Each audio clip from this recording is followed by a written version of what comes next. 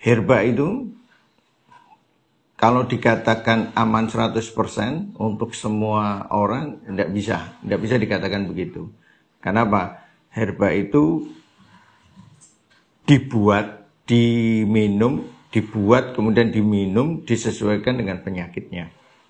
Jadi kalau tidak sesuai dengan penyakitnya, jenis penyakitnya, terus dosisnya dan sebagainya, maka akan terjadi masalah nantinya. Itu yang pertama. Kedua, apakah herba itu aman diminum jangka panjang? Jadi herba itu ada, secara umum herba itu diminum jangka pendek sampai menengah. Jangka panjang, herba jangka panjang adalah herba yang sifatnya revitalisasi. Jadi sifatnya perbaikan jaringan dan sebagainya. Contohnya adalah herba untuk awet muda, untuk penguatan fungsi-fungsi organ.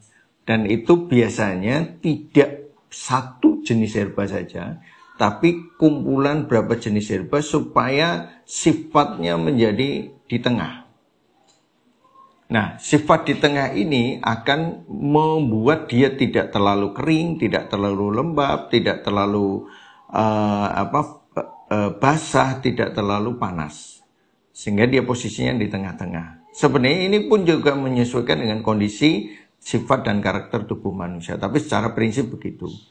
Nah, kemudian kita analogikan seperti ini.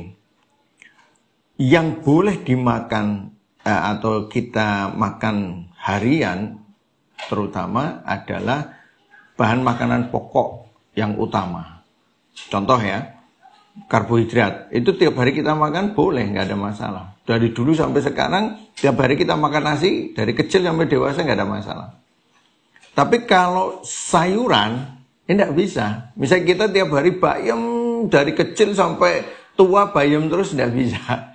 Itu karena mesti akan terjadi penumpukan zat yang harusnya tidak boleh terlalu banyak. Maka sayuran itu bervariasi. Terus protein hewani juga bervariasi. Misalnya nanti makan ikan, terus ada daging, kemudian besok ada telur, kemudian macam-macam lah, bisa diganti-ganti.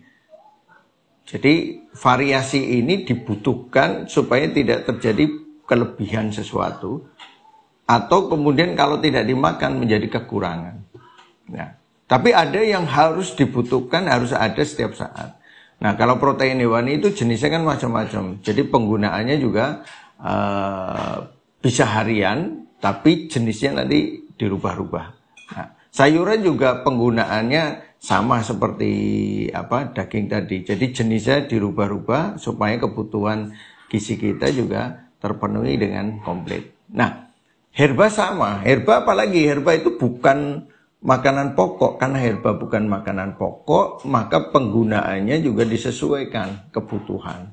Kalau sudah nggak dibutuhkan, ya sudah.